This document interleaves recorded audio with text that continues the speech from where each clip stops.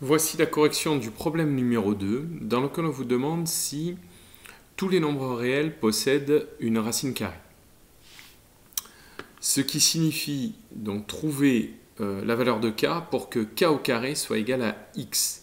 Peut-on prendre x quelconque?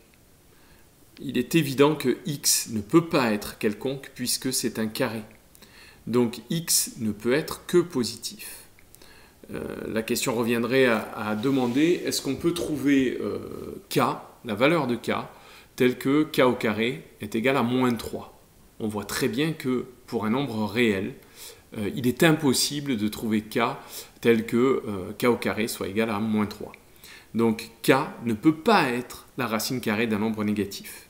La racine carrée d'un nombre négatif n'existe donc pas. On dit que la fonction racine carrée définie par qui a x associe f de x est égal à racine carrée de x est définie sur l'intervalle 0 plus l'infini. C'est-à-dire qu'on ne peut prendre des antécédents x que sur l'intervalle 0 plus l'infini. Cet intervalle 0 plus l'infini est appelé ensemble de définition de la fonction f, de la fonction racine carrée. Donc l'ensemble de définition, c'est l'ensemble de nombres dans lequel on peut choisir les antécédents. Donc on voit bien que pour la fonction racine carrée, on ne peut pas les choisir négatifs. Donc on est obligé de les prendre dans l'ensemble, dans l'intervalle 0 plus l'infini. On nous demande ensuite de tracer la courbe racine carrée. Donc je vais faire un petit rappel concernant GeoGebra. Donc ici, on va lui donner le nom de f, donc on va sur ABC. On retourne dans le pavé numérique. Donc ce f, on ouvre les parenthèses de x, on sort des parenthèses, est égal à x. Ah, racine carrée de x, pardon. Hop, racine carrée de x. Là, voilà. Et racine carrée de x, on le voit très bien, elle n'est construite que sur l'intervalle 0 plus l'infini, correspondant à son ensemble de définitions, puisqu'on ne peut pas trouver d'antécédents négatifs possédant une image. Ces antécédents, les antécédents possédant une image par la fonction racine carrée, ne peuvent être que positifs, donc sur l'intervalle 0 plus l'infini. On nous parle du sens de variation de cette fonction. Eh bien, c'est en lien avec le problème numéro 1. Dans ce problème numéro 1, nous avons dit que plus l'aire d'un carré était grande, et plus la longueur de ce carré était grande. Donc ce qui correspond à dire plus l'antécédent est grand, et plus l'image augmente. Donc ce qui correspond à une fonction, on le voit très bien, croissante. Et la fonction est même strictement croissante, sur 0 plus l'infini.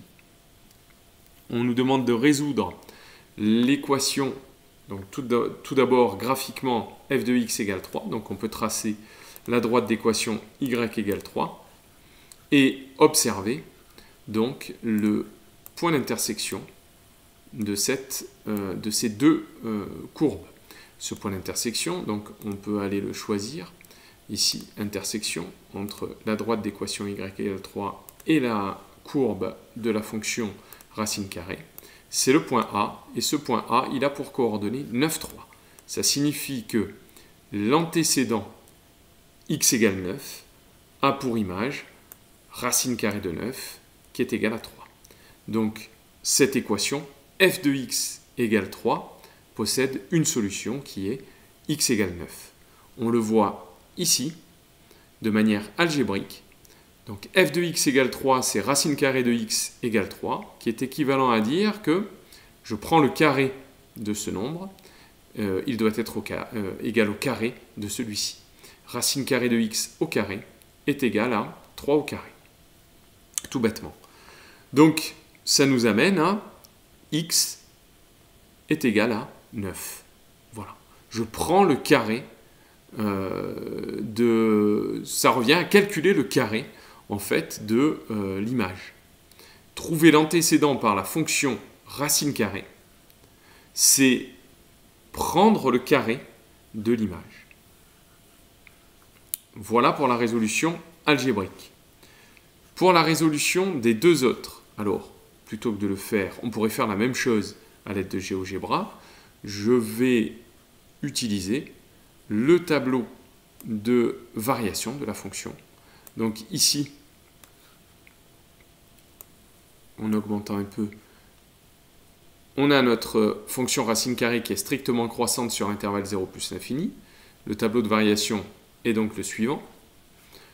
Si je dois résoudre l'équation f de x égale 3, eh bien, racine carrée de x égale 3, son image est égale à 3, donc son antécédent, c'est son carré, c'est-à-dire le carré de 3, 9.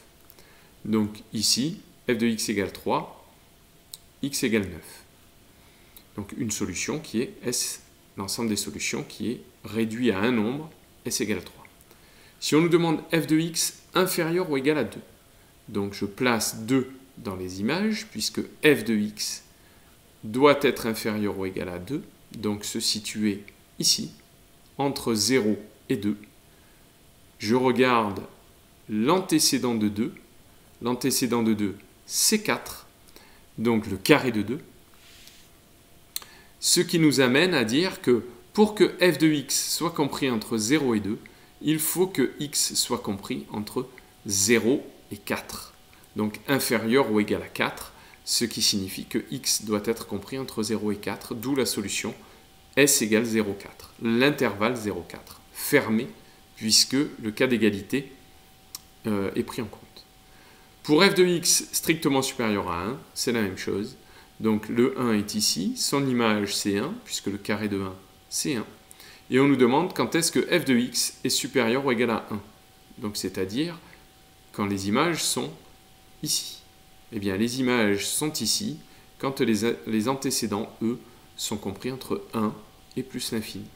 Donc j'exclus le 1 puisque c'est une stricte inégalité. Donc on demande quand est-ce que f de x est strictement supérieur à 1. Eh bien quand x est compris entre 1 plus l'infini ouvert des deux côtés. Voilà pour cette correction du problème numéro 2.